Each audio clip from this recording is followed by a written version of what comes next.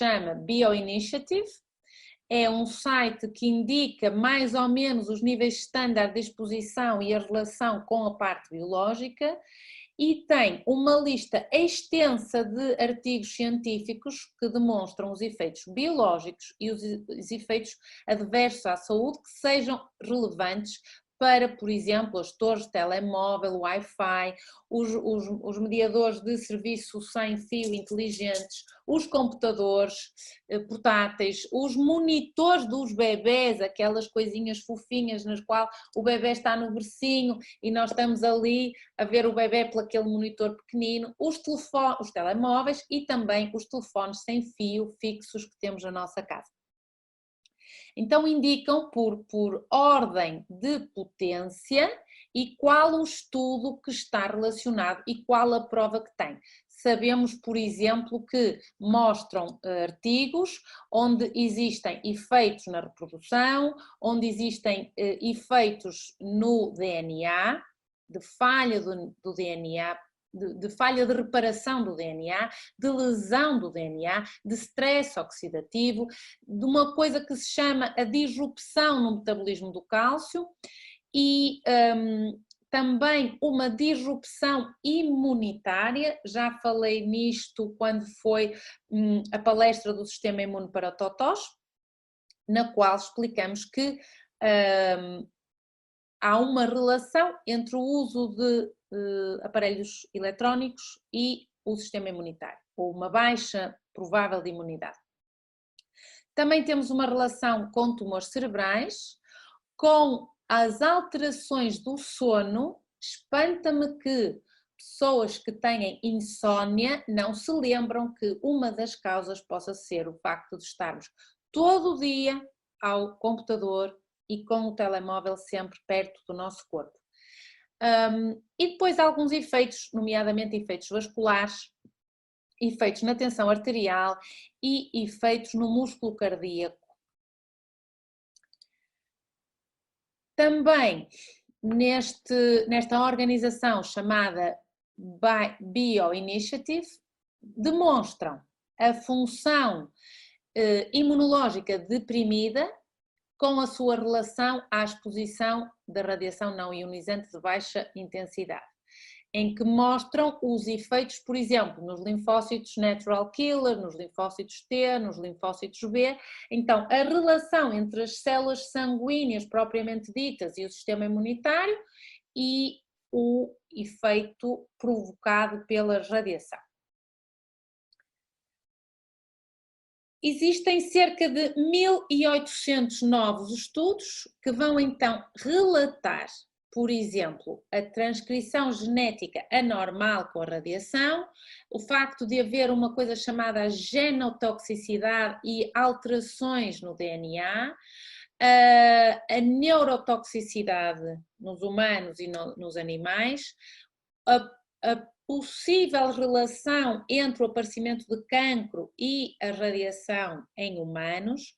os impactos na função e na morfologia dos espermatozoides humanos e animais e os efeitos no desenvolvimento do cérebro na descendência de animais expostos à radiação do telefone celular durante a gravidez. Portanto, isto é muito sério. E estes efeitos biológicos estão claramente estabelecidos, ocorrem em níveis muito baixos de exposição a campos eletromagnéticos e a radiação de radiofrequência e podem ocorrer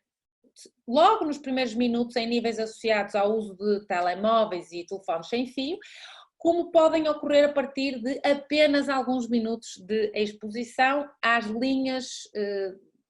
das torres dos telemóveis ou dos routers do Wi-Fi. Portanto, estes efeitos biológicos com as exposições crónicas à radiação eletromagnética podem resultar em efeitos adversos de saúde, essencialmente quando a exposição é prolongada ou crónica, e isto ocorre porque esta radiação interfere nos processos normais do corpo, interrompe aquilo que se chama a homeostasia, impede o organismo de resolver o DNA que esteja danificado, produz desequilíbrios no sistema imunológico, produz alterações metabólicas e provoca a menor resiliência à doença em várias vias. Também desativam alguns processos essenciais do nosso corpo, o que podem levar a um comprometimento das funções metabólicas e reprodutivas. Em 2015, houve um abaixo-assinado de 215 cientistas de 41 países que comunica então o seu esterismo às Nações Unidas e à Organização Mundial de Saúde, e eles falam então de numerosos relatos que mostram a ligação entre os campos eletromagnéticos e organismos vivos. Vou-vos dar alguns exemplos. Alteração do ritmo cardíaco. Há um artigo do ano 2013 que mostra como a radiação das tecnologias wireless afeta o sangue, o coração e o sistema nervoso autónomo. Este artigo mostra claramente uma fotografia de microscópio de campo escuro, portanto, o microscópio de campo escuro é um microscópio, só que a diferença em relação àquilo que é considerado um microscópio normal, que nós usamos para ver um esfregaço de sangue periférico, tem a ver exatamente com o facto de ser de campo escuro. Portanto, nós vamos conseguir ver,